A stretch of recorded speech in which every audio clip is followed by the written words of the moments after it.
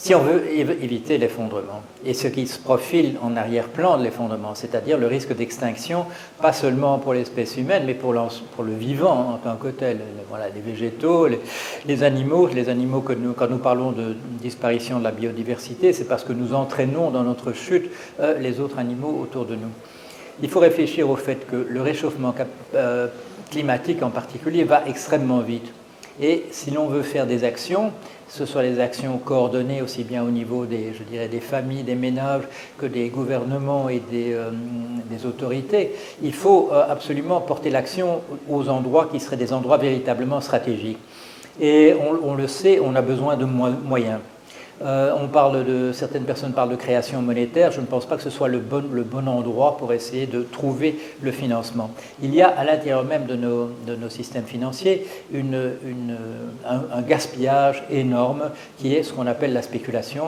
La spéculation, on ne connaît pas nécessairement les chiffres, mais ça représente 40 à peut-être 50%, la moitié de nos ressources économiques. La première chose à faire, c'est de remettre ça dans le système. Parce que non seulement la spéculation pompe des ressources nécessaires, mais vous le savez, elle introduit ce qu'on appelle le risque systémique, c'est-à-dire le risque d'effondrement du système financier dans son ensemble. Or, le système financier, c'est ce qu'on dit depuis toujours, c'est le système sanguin de l'économie, et c'est-à-dire l'économie, voilà, c'est ce que nous pouvons faire dans le monde autour de nous. Il faut remobiliser ces ressources.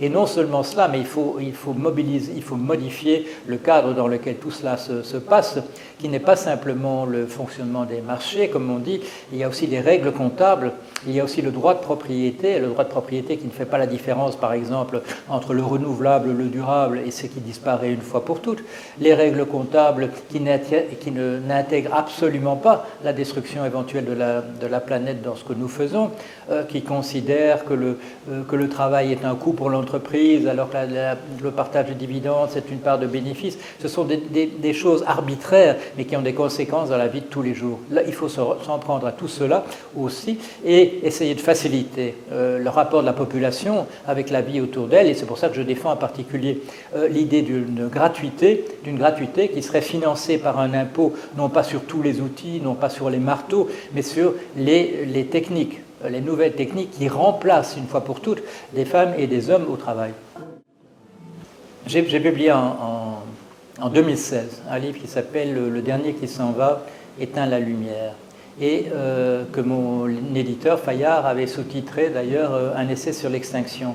Et j'avais souligné dans ce livre qui date déjà de 3 ans le fait suivant, c'est que le plus grand obstacle à une mobilisation de tous les moyens pour essayer de sauver notre espèce à la surface de la Terre, et donc le vivant à la surface de la Terre, c'est la recherche du profit pur et simple au dépens de tout le reste.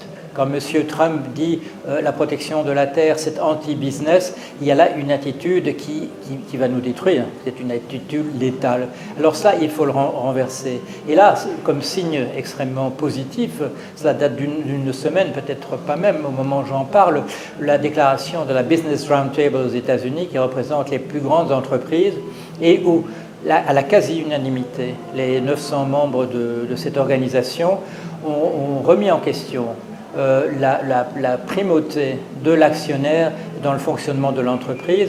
Vous le savez, M. Milton Friedman, qui a obtenu un prix Nobel d'économie en partie pour cette déclaration, avait dit « l'entreprise travaille uniquement pour son actionnaire, il n'y a pas tout autre souci et implique, avait-il dit, un danger de totalitarisme », c'est-à-dire de nous dire que le système capitaliste est lié de manière intrinsèque à ce principe-là. Or, ça a été renversé par cette déclaration qui a dit l'ensemble des parties prenantes, les stakeholders, doivent être impliqués dans le fonctionnement de l'entreprise, dans sa finalité, les employés de l'entreprise, ses clients, la communauté autour et le monde dans son entier, c'est-à-dire penser en particulier à la destruction éventuelle du monde tel qu'il est par la parcellisation, l'incapacité à recycler, etc.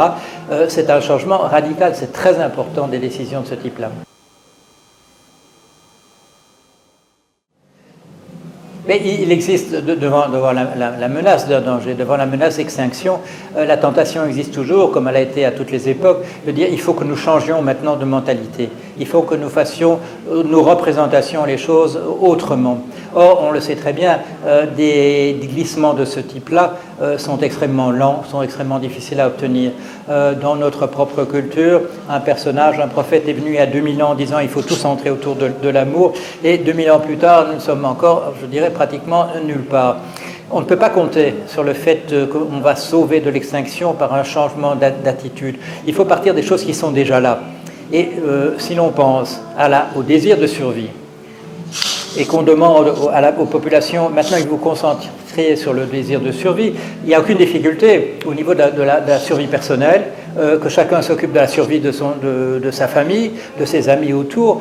Ça, c'est un souci qui vient à tout le monde spontanément, quelle que soit sa religion, quelle que soit sa culture.